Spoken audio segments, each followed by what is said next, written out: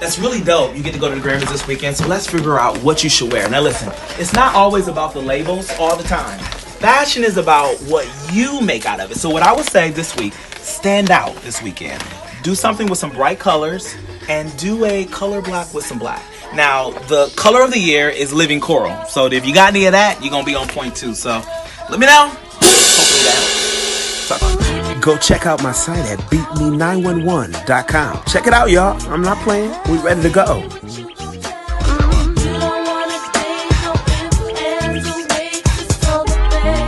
Hey y'all, what's going on? Thank you for tuning in to the very first episode of So What We Not Gon Do, the original 90s voicemail podcast by me. I am so excited to be doing this, y'all. Listen, I used to get in trouble for talking in class, interrupting people, because here's the thing. I always finished my work first and had a whole lot to say while everybody's struggling through the test. I was always talking, y'all. I had to figure that thing out, and now I'm honing it in the right way and matured that gift, and now I'm in the talk space. And so there's no better way than sharing right now than through podcasts. So this idea is so dope. I have to definitely give honor and credit where credit is due to my media partner, HausHill Media, who actually came to me after knowing that I wanted to do a podcast. We had talked about a couple of years ago about merging together and doing a podcast and creating something really dope together. And the timing is now right. So here's the concept behind the podcast. Man, I love the 90s. It's the decade. Listen, if you were born in the 90s, the 90s made you. If you was born in the 80s, you still was made in the 90s, okay? The 90s was it. So many memories, so many house parties, so many basement parties, listening to Tootsie Roll and Donkey Bud and dancing and getting danced on by somebody washer in the bottom of the basement. So many memories are just attached to the 90s, for me at least. And so what we wanted to do was create a podcast that's centered around that decade and give honor and homage to it, the music that made it, the fashion that made it, the stories that made it, and use that as a template for a very modern conversation. So what we're going to be doing is talking about love, life, relationships, pop culture news, fashion news, and you guys are going to be spearheading the conversation because you're going to be calling me, leaving me voicemails, and I'm going to answer them just like this. Most of the time, I'm probably going to be catching most of your voicemails before I go to bed, and then you'll be able to wake up to them on Wednesday mornings. We're going to be dropping the podcast at 7 a.m. It's going to be available on mostly all digital platforms, including iTunes and YouTube. And we're going to get into some things. And you guys are going to be helping me figure out what to talk about based on your questions. So you guys can call into my number, 866-87-SMITH. 866-87-SMITH, and you can call me and leave me any kind of question you want. Now, I ain't answering everything because some stuff y'all be trying it. But for the most part, if you got any questions on love, life, relationships, I'm trying to break up with somebody, I found a number in his wallet or her purse and I don't know what to do, or my best friend going through an abusive situation, or hey, I want to move to LA, I don't know what to do next, or I have acne problems and I need to figure out, what are you doing for skincare? I want to answer and get into all of that in a very fun, lighthearted, friendly way, but informed. And that's what we're going to be doing right here on So What We Not Gon Do, the original 90s voicemail podcast by Smith. Let's go. So the plot thickened today on Instagram. Apparently Cardi is fed up with y'all. After Sunday's win, she won the Grammy for Best Rap Album 2019. And, last year when she didn't win Bodak Yellow, everybody thought she got snubbed. But this year she won, and apparently there's been a melee online when people, saying that she's not deserving of this or whatever, what have you, mostly because she has, doesn't write her own music, basically, And so Cardi, she posted a video today on her Instagram page where she went into a rant, cussing everybody out, basically, saying y'all wasn't with me when I was shooting in the gym. You don't know what it took. I worked hard on these albums. I slept in the studio on leather sofas for 3 months straight. She said she had migraines, was going in and out of Atlanta, back to Miami. She was pregnant, nose stuffed up, did all that stuff for 3 months, stuck in the studio, working on her album, pushing, promoting, and different things like that. How you gonna get online and try to say that she doesn't deserve what she has? And today, You know, she said she had been clocking the haters on Monday and clocking them on Tuesday, and baby girl hit it today. So that's been the latest. Now, will she return? Will she not? I don't know what that's going to be. But, you know, for me, I don't believe that she did it because of the reason that I'm about to state, because I do believe she is a strong woman. But what I will say is the perception of weakness could be a mass perceptive, because I mean, you basically got bullied out of work. You know, her Instagram platform has been largely responsible for her success. She makes money from it by doing promos. She puts out her work and her own messaging and all that through her social media, right? So you allow haters who you always speak against, you rap against, you talk about, you allow them to speak loud enough to push you off of a platform that is largely responsible for the legacy that you're creating. To me, that could be perceived as a sign of weakness. You know, I was having this conversation with somebody, and they raised a very good point, though. You know, they were like, you know what, Smith, though, it's a difference between, you know, as Cardi, you know, having millions and millions of fans before she deleted her Instagram account. It's different having, you know, 40,000 haters coming at you all day. I mean, as a human, we only can take so much. I understand that component too. I do. So I'm all about whatever keeps your mental peace and sanity. You know, congratulations to Cardi. She definitely has earned that Grammy. She worked hard for that Grammy. She made us all dance for the last couple of years. You know what I'm saying? Like, she's done her stuff. You know, the album has landed in the top 10 on every chart that it should have, and number ones quite often. So it is what it is. Mama is where she's supposed to be. So let me give you a spin, or listen rather, to what her take on it was, and let's see if you can figure out how you feel about it, whether you agree or disagree. You ready? Here we go. People to put other people down to uplift somebody else, that's not my style, and that's not what I'm with, and I don't support that. However, I've been taking a lot of shit today. I'm seeing a lot of bullshit today, and I saw a lot of shit last night, and I'm sick of this shit. I worked hard for my motherfucking album. I remember last year when I didn't want for Bodak Yellow, everybody was like, Cardi got snubbed, Cardi would've got snubbed. Now this year's a fucking problem. My album went 2-time platinum, my nigga. And every chart that there was, my album was always top 10. #1 album as well. I fucking worked my ass off, locked myself in the studio for 3 months, my nigga. Didn't want to sleep in my own bed, sometimes for 4 days straight. Pregnant. Some songs couldn't even get on the fucking album because my nose was so fucking stuffy from my pregnancy. Niggas couldn't sleep. Niggas couldn't do shit. While everybody was harassing me like, you're not gonna do it. We know you pregnant. Your career's over. That shit dwelling in my fucking mind. What? It's not my style. Well, there's that. So you heard it from the horse's mouth right there. So we gonna stay tuned. We gonna figure out how this thing gonna turn out. I mean, I want Cardi back on Instagram. You know, I like it. I enjoy following her on Instagram, but I totally understand. So we gonna see.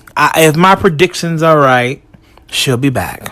But I do understand the point that she needs to make. I definitely do.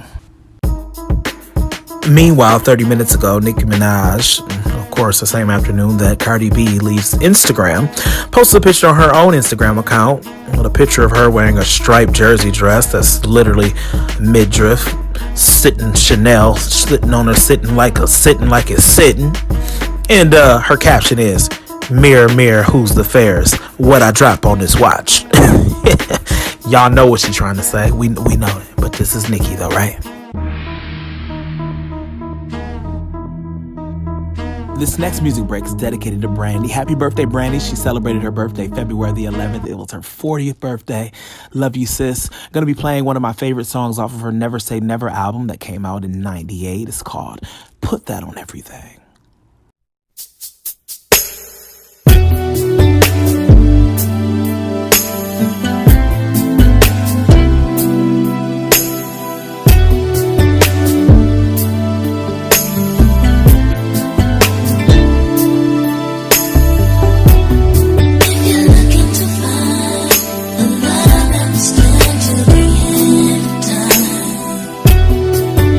Relax your mind,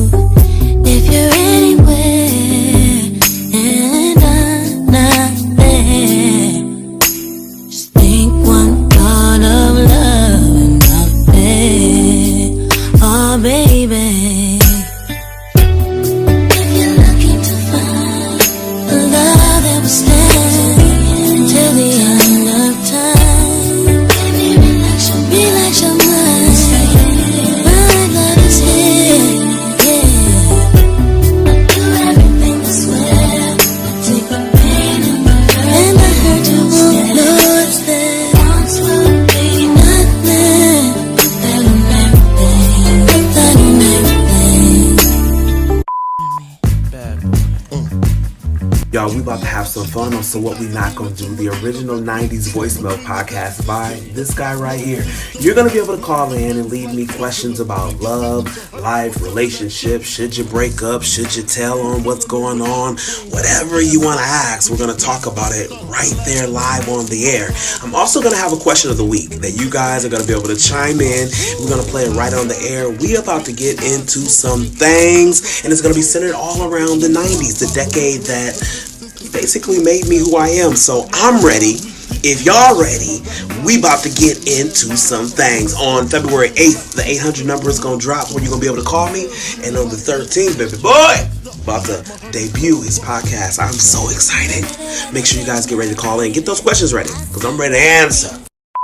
Listen, it's your boy Deep. Hey, listen, I'm backstage, about to hit the stage at this Grammy event, this pre-Grammy event, including R&B legends. But I had to call and support you and say congratulations. But my song, if I had to let one joint play for 30 seconds every time I enter the room, it would be I'll Be Getting to the Money. Right? Everybody mad. All right, killer. Good luck. Congratulations. I'll let you know. What's up, fam? Appreciate you stopping by. Leave me a voicemail, man. Hope your Grammy week was well. I know that thing was full. Because you are always on the go doing your job, y'all. Everybody Deep is a Houston-born, LA-based, worldwide available R&B artist who also does vocal training. Talented. He is an actor. He's a model as well. Pardon me, y'all. I got a couple of catches in my throat. Y'all gonna have to pray for me, everybody. Deep is a really dope guy. You know, he has an album called Think Deep Reloaded. It's on every platform, every digital platform. One of my favorite songs by him is Rough, featuring the artist Liz Vaughn. So everybody make sure you go check him out and catch him over at Think Deep, at ThinkDeep, over on Instagram and all other social media platforms.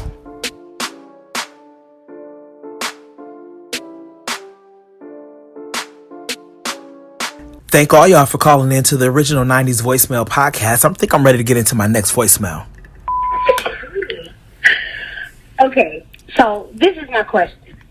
I want to know, I've been meeting a lot of people lately and everybody seems really uptight. Mm-hmm. And I'm wondering, are they getting enough sex?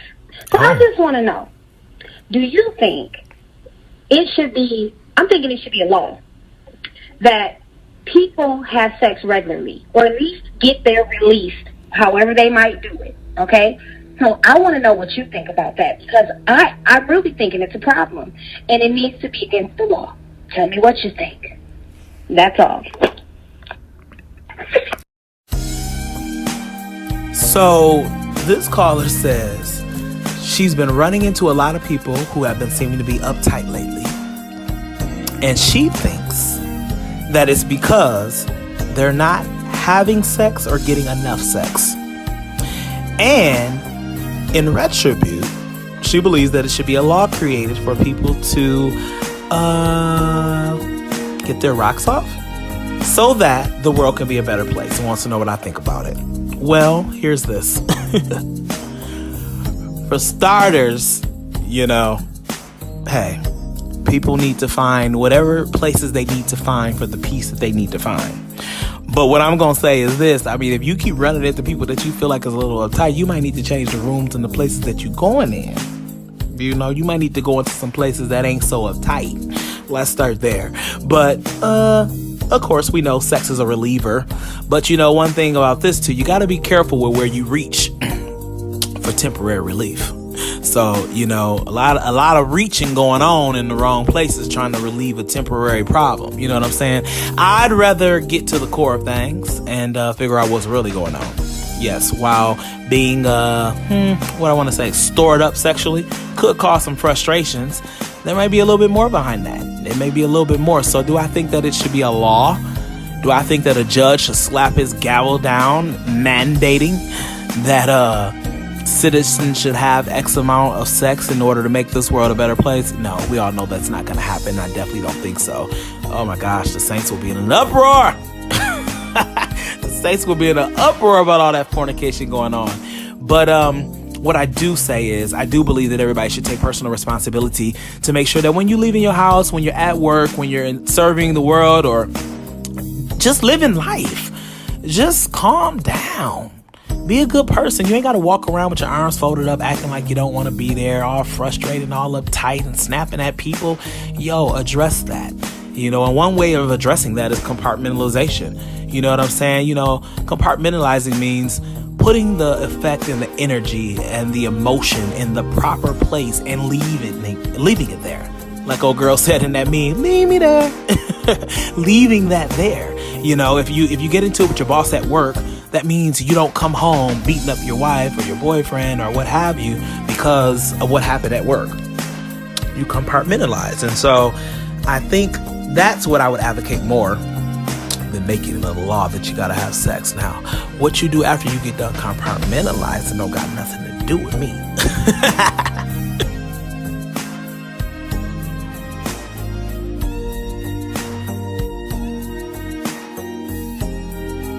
And yo, I think this is a perfect time to head into our next music break. I want to play a little bit of CeCe Peniston. In 1992, when this song dropped by CeCe, man, this is off of her Finally album that was produced by A&M Records. It's called Keep On Walking. Let's go! You can just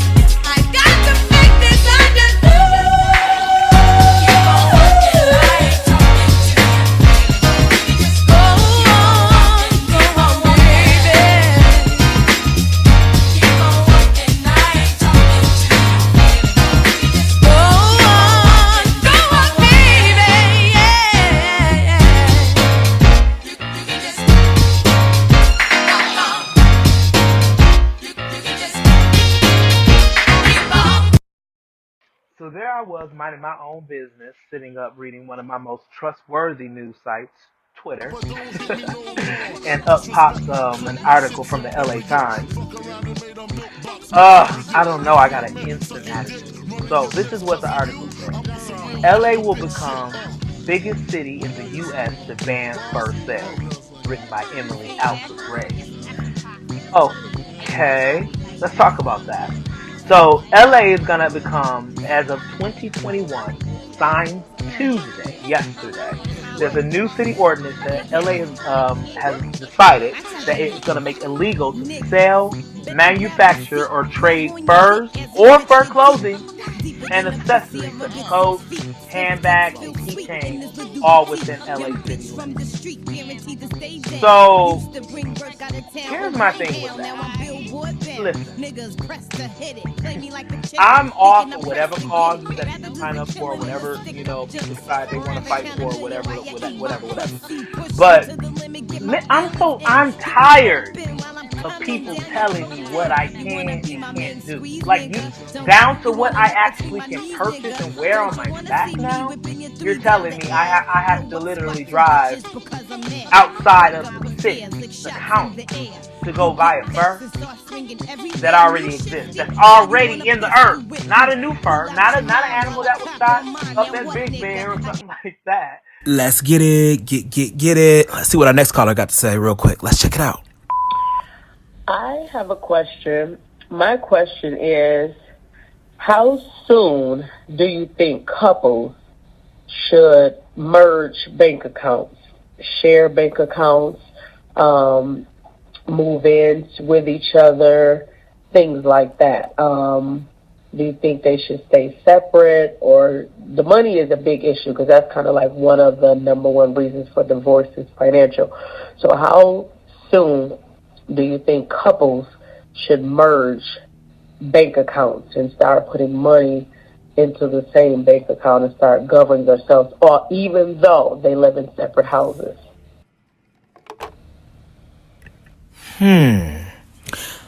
That's a very, very, very layered question. Yes, it is. And she didn't leave her name, so I can't address her, but that is a very layered question. So let's start here. For me, money is a tool. Yes, you stated a very good fact that most of the people who divorce, one of the highest reasons for the 50% divorce rate that already exists in the United States is due to financial troubles, disagreements, struggles, and woes. You're absolutely correct. So with that being said, if that's what's going on in marriage, you definitely want to be extra careful for it when it's regarding the dating arena, especially if it's somebody you want to have a future with. I would assume if you're dating somebody, you want to have some sort of future with them, I would hope. So we're gonna use that as the premise and the basis for the answer. The second thesis for my answer is money is a tool. And for me, if we're not building anything together where we need to use these tools mutually, then what are we combining money for? I don't know how that would work. You know, like if you're dating somebody, I don't know if you're getting your check from the hospital and I'm getting my check from a photo studio. What is that pot in the middle about? What are we doing with that? Now, with that being said, every relationship, dating wise or not, is not leading to marriage. Let's start there. I'm not advocating that just because you're dating someone and you don't have a ring on it, as Beyonce said, that means you should not build together. I'm not saying that. Everybody has different dynamics to their relationships and what they want out of life. Everybody ain't about to be walking down no aisle. And I'm not saying that you should not build with someone until you walk down the aisle. That's not what I'm saying. What I am saying is just generally dating someone, and I don't want to downgrade the relationship as just generally, but in this particular case, they don't even live together at this time. They live across town, 2 separate jobs, and I didn't hear about any mutual building. So for me to get my $1,000 check, hypothetically speaking, pay my bills, put a little bit up for savings, and then we have a mutual account that we both dipping and diving into, I don't really see the need for that unless we're working towards something, if we're building something. So let's say we're dating and we're going to do a vacation at the end of the year. We're going to be trying to go to Egypt and we're going to, we're both buying our tickets together. Yeah. Create a mutual pot, a vacation pot, and have that, set aside, of course. But as it relates to how soon before, or, how long rather should the couple be dating before they start merging monies? What I will say is this. Before you start merging monies and having that sort of financial agreement, because that's what it is. It's a handshake agreement that, brother, sister, you gonna do right by me and my money. So that involves trust. When you get to that point, I feel as though you definitely need to be building something. And at that time, y'all need to have some conversations about how that money's going to be handled. I don't believe in the whole how long thing. Sometimes you meet somebody and who knows, we've heard so many situations where people have married people within the month, you know what I'm saying, and moved in, and their marriages last for 25, 30 years and they die happy. But, you know, in this day and age, we got so much, opportunistic people, and there's a whole business of escorting. It's just so many things where people prey on people and their money in situations. You definitely want to make sure that you trust someone before you allow someone into your space. And I mean trusting them in all of them, in their angry self, in their happy selves, in their sad times when finances are not right all the time. When everything isn't perfect, you need to know people always, all rounds, all cylinders and circles before you start wanting to build a home with them, you know. So I would definitely say that. But let's keep the example, as you said, they live across town. How soon? I think that's all based on the people involved and also what we're building. Now, do I mean that I'm working and I shouldn't, get my partner's hair or nails done or, whatever, what have you? No, I think that's cool. But this whole pot and merging monies together, what mutual bills are we paying when we live across town? I just want to know what that money merging is about. When I know that, then I'll know what to do. As far as doing for one another, I think that should be, from the heart. That's a given. But to have my money sitting up in Chase Bank with two people's names on it, I don't know. I need a little more details. Like I said, if we're building something together, I'm cool with it. But just to be sitting up saying, oh, for the sake of our relationship, we just got money, a money merged account, I don't quite understand that. Me per se. Unless there's a situation where maybe, even though they live across town, maybe one of the two partners is over the finances. The other person is not good with budgeting, or something like that. Then you may need a little bit of assistance to handle that. But sheesh, figure your own finances out and get up out my pockets, basically. You guys are asking some really good questions. Okay, now it's time to get to our next caller. Yo, Smith, it's your boy, JoJo Jovan. I have to come on and say a huge congratulations to you. This shit is groundbreaking. I'm very, very proud of you. We live in a technically driven society, and what you're doing is very, very great. So I'm happy to be on here. Yeah, anyway, make sure my shit airs. Make sure I'm on the podcast. I want to be a part of it, talk some stuff, do all that good stuff. Anyway, if I have one song of the day, one song that played when I walked into a place, or a lifetime song, as I call it, that's tough. But I'll probably have to say Optimistic by Sounds of Blackness. Always got to keep it optimistic. Anyway, good luck, man. Appreciate you. That's a good one, sir. What up, JoJo? What's going on? I appreciate you stopping by, leaving that voicemail, man. Yeah, I appreciate you and all your support. Dude, we going to get into some things because you are such an amazing creative, Chicago bred, LA based, university trained media professional, and I'm so grateful for you as well. So you picked out a really good song, Optimistic. I ain't heard that in a while from Sounds of Blackness. If y'all haven't heard, by now you should. But Optimistic is a song by an American vocal and instrumental ensemble called Sounds of Blackness. They recorded their debut studio album. It was called The Evolution of Gospel, if I'm not mistaken. And I think that came out in 91. Jimmy Jam and Terry Lewis was behind that one, along with Gary Hines, who helped produce it.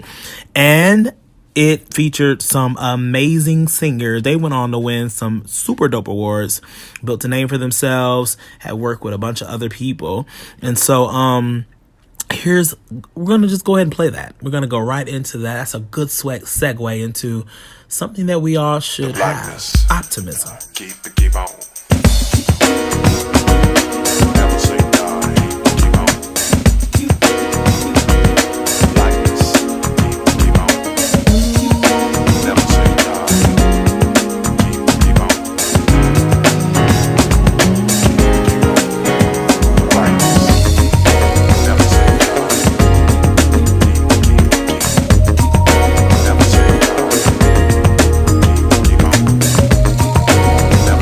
die.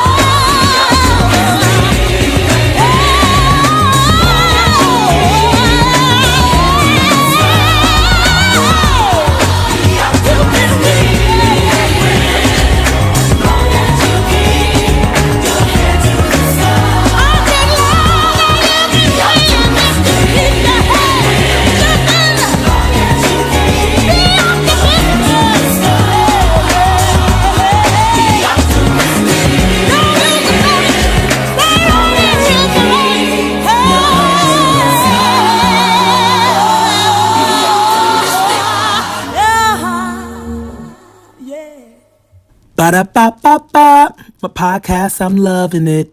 So I had a listener ask me a very pertinent question, a very 2019 question, a very question that a lot of parents are probably asking. What can someone do to show support if they suspect their son is gay? That's a loaded question. And here's what I would say, to the best of my own ability, answering as someone with no children. I repeat, someone with no children. The day that sperm cell pierced that egg, you signed an invisible agreement that you love, nurture, and support the being that was to come. Now, loving someone and supporting them does not mean you have to agree to everything that they decide to do. You don't have to agree with all the decisions. That's where we get things wrong. I believe we've equated support to agreement. And in both of those things, they each have their own lane. So if your son is gay or desires to live a gay lifestyle, it does not negate that invisible agreement that you as a parent signed with your DNA pen. So the best advice that I would say is to separate the decision from the person. Sexuality is only one component of our multifaceted being. It's not our total makeup. It's not your son's total makeup. Now, I do understand it as a parent, particularly as a father. When you have a son, you got hopes for them. You got dreams for them. And with this possible decision of his sexuality choice, some of your hopes and dreams might be halted. I get that. It's personal for you. But I would advise you not to take his decision personal. You didn't do anything wrong. It's not your quote unquote fault that he's gay. Let's start that for now. Let's start there. You got to remove that potential for guilt. And then afterwards, I'd ask you to reassess your support agreement and make sure that that is still intact. That you will continue to support him, love him, and guide him no matter what his choice is in life. Then next, I would say as a parent, you need to approach him with the conversation from a loving, supporting perspective, not an accusatory tone. None of that. You know, he's probably already getting enough of that from his peers anyways, and he might deny it if you do it anyways, so it's going to be counterproductive. And also, he might be in denial, or he may be on the fence on how he feels about himself, especially depending upon his age. So take his word and let him show you who he is. And the conversation should end with reassurance that he is supported. So when y'all had this conversation, he starts telling you whatever he ends up telling you, you need to end that conversation with him knowing that he's supported. And my last piece of advice is absolutely do not force change upon him. Do not do things like buying him a season pass to the Lions game or, all that kind of crap, taking him to a strip club, because you think that that's going to persuade the gay away. So while you're waiting on confirmation, you're going to have to work on how you feel about your son, even if your suspicions are true, because he will need you. You know that, right? He's going to need you as his first line of defense once the family and the public do know or begin to know or further assume or whatever about what his sexuality may or may not be. So we can't have you as one of the pot stirrers if that actually ever comes to full term. So that would be my advice. Love on your baby boy and show him what life is going to be like with love involved in it. Because if he is gay, and I would assume he's a black male based on your race, he's going to face some things in this earth. And to not have any support, and for support not to come from a place where it's supposed to come from, it can be devastating. Could put a lot of pause on one's life, managing things alone. So that's what I would say. Hope all works well with that. On that note, we can get into our next music break. It's the Brat Tat Tat Tat Tat Tat Tat on that.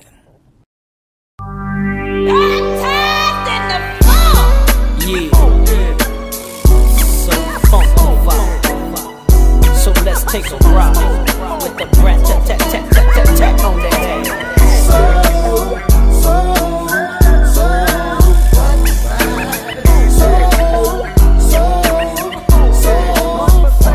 Open up your doors, let the funk flow in from this homie Jay and his newfound friend. I'm hitting switches like Eric on the Solo Creek for yo G. It's the BRAT. Putting a dip in your hip from right to left. And on top of all that, I'm so Well, down. yo, that's my clique. Hey homie, that's who I rose with, and we kicks nothing but the fetish. Them calls me the funkified, funkalistic, vocalistic that they ain't ready for, but they just don't hear me though. Because we're so funkified. We make it move from side to side. Well, coming straight from the 60644 is the Brett and JD. Big baby. So lay back and listen as I catch up on my pimpin' and freak this duet just like Ashford and Simpson, cause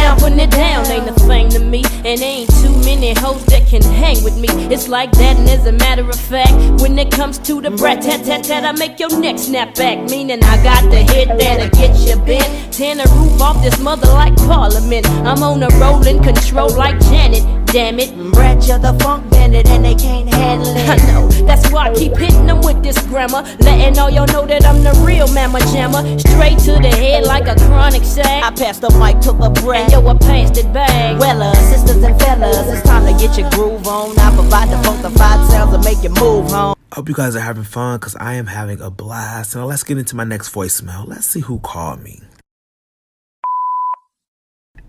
Yeah, I have a question about style and friendship. What do you do when your friend jocks your style all the time? Uh-oh. You wear an outfit, and then the next week they're wearing the same outfit or a very similar version to that.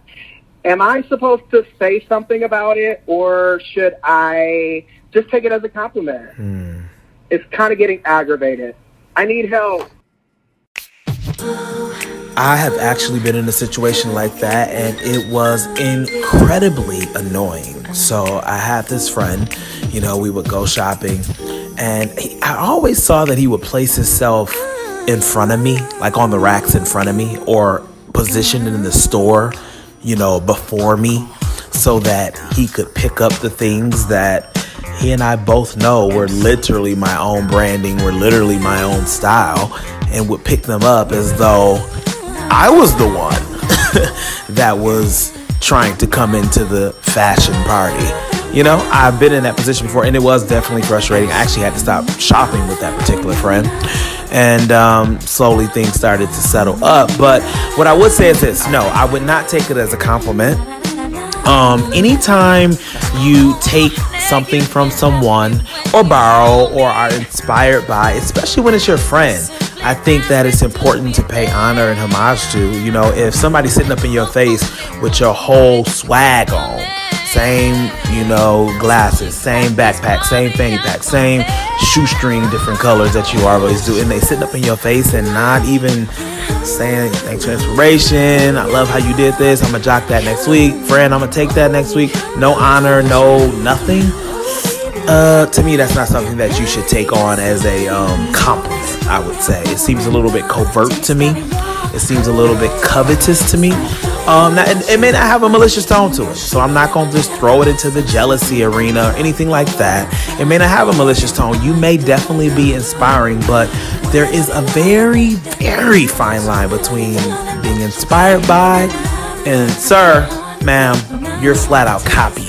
You know what I'm saying? And to me right now, it sounds like we're at the point of definite mimicry at this point. And, the reality is some people they just don't have the style like that. They don't have it. And sometimes our friends are our closest inspirational points. But with all that being said, I don't want to be hanging with somebody that looks just like me. I choose my friends for different reasons. And one of the reasons why I choose them is because they're different than me.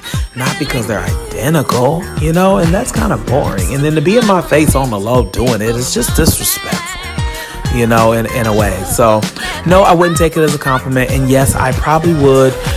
If it didn't settle and I continued to be annoyed, I would say something about it. Now, if it's your friend, you should be able to talk to your friends about whatever. In my mind, that's how I feel about it. So I would be like, maybe I see your style is taking a curve. Pretty cool. Okay, so what's your next steps? Like, what are you, ask them, like, what's their future or their fashion? Like, what are they looking for, next, and see how that lines up with already what you're doing. And then maybe even have a little chit chat. If you feel like it's not genuine and that conversation ain't going the direction that you think it will, have a little chit chat with them and be like, I felt a little way. I'm kind of shifting my style because we're starting to overlap, and I want to allow you to have your shine. And then you may have to just go on and release it. If you're as creative as it sounds that you are, you'll come up with something else. So hopefully this helps, but trust me, I've been there before. I don't want to return. So can't go shopping with everybody.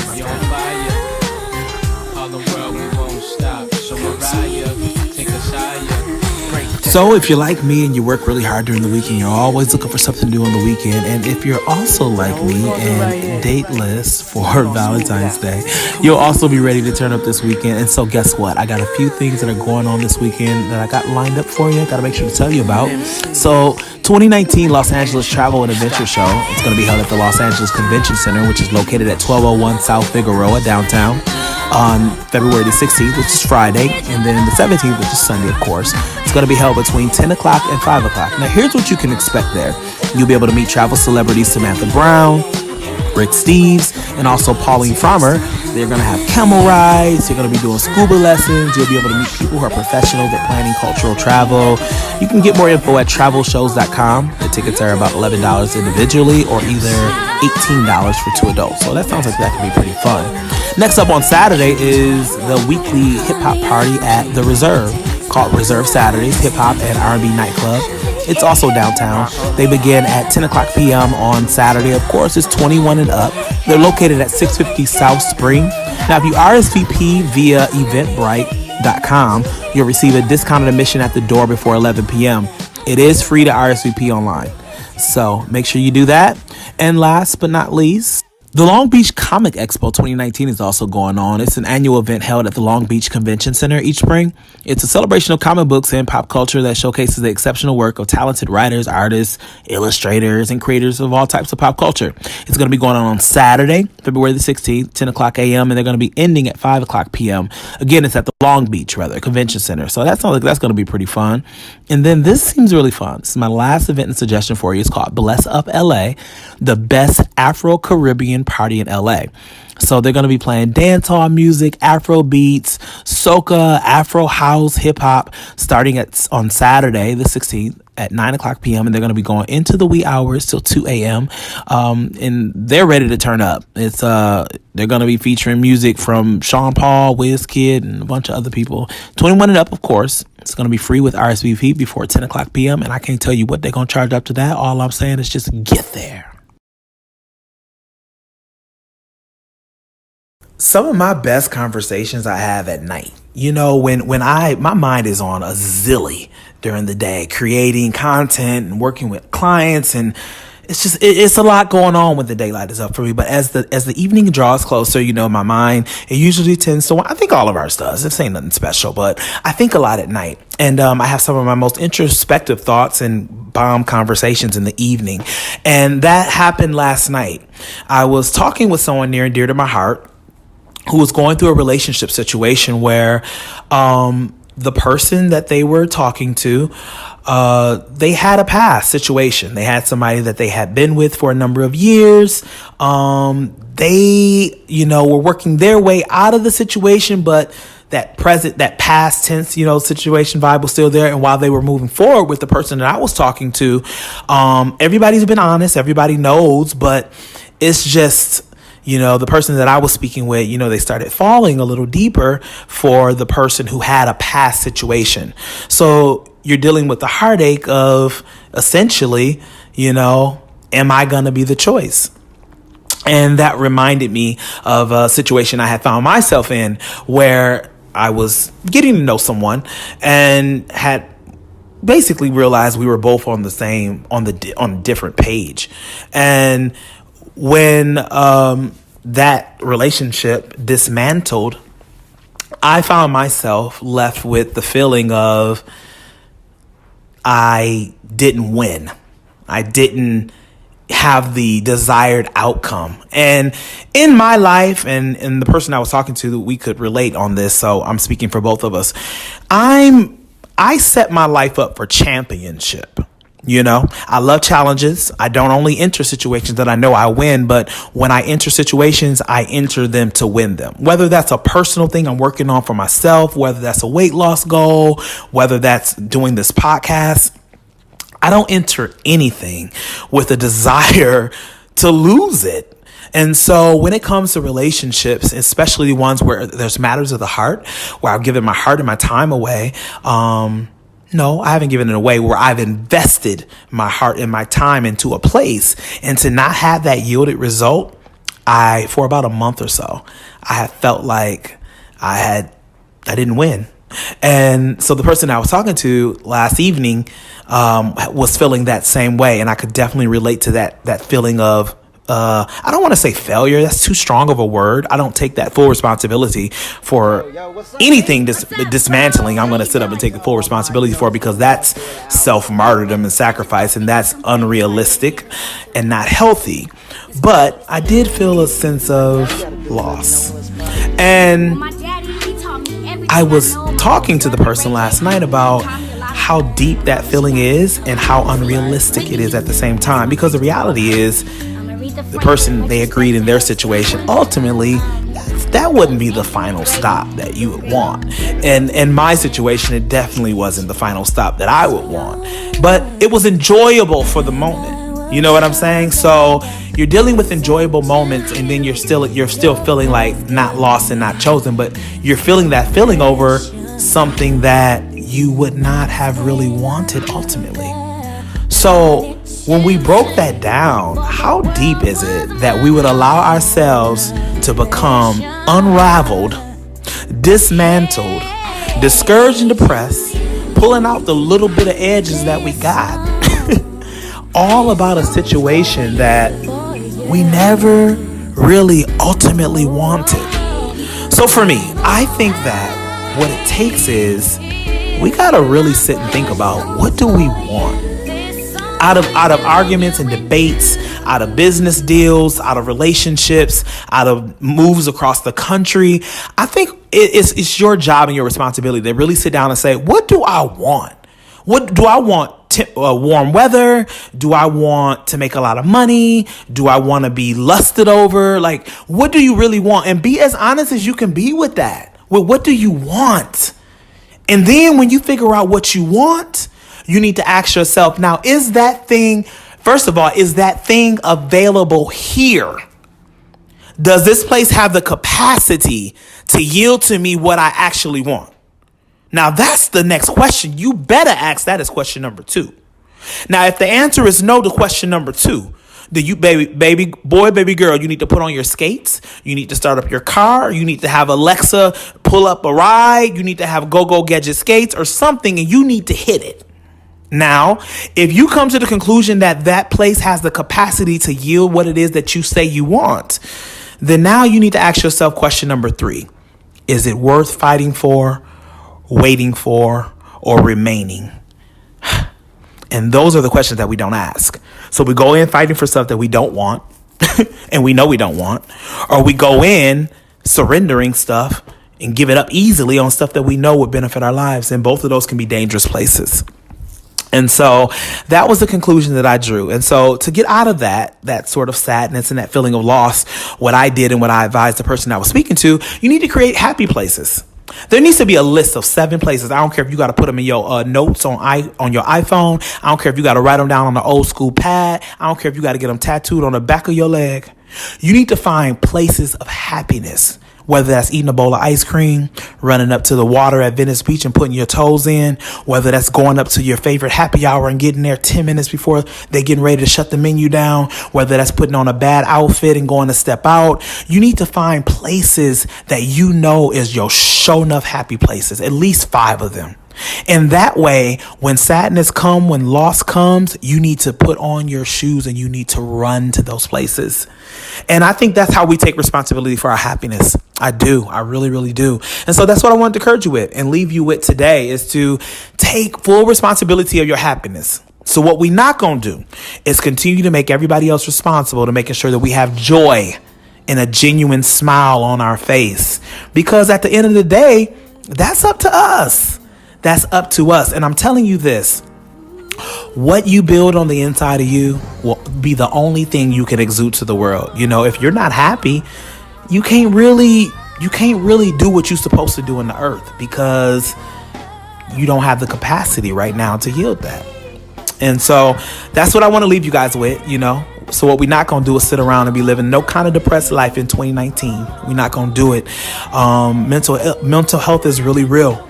And if that's something that you are dealing with or facing, I encourage you to talk to friends, talk to loved ones, seek help, get proper medicine. Check on your strong friends, everybody, y'all. I mean, I live in a city like LA. Everybody has the appearance of strength around here. And then you look up, they're no longer with us because they committed suicide, And check on your strong friends, you guys. Develop bonds that really matter, not just for clout's sake, not just for Instagram-worthy pictures, We got to do better, y'all. I just want to be better. I want to grow. I want to be great.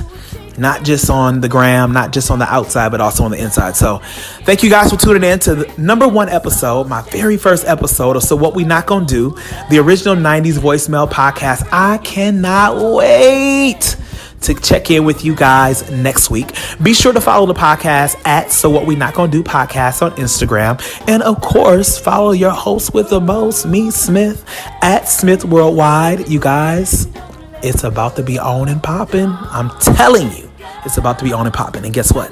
I'll see you next week. Same bat place and same bat time. Bye, y'all.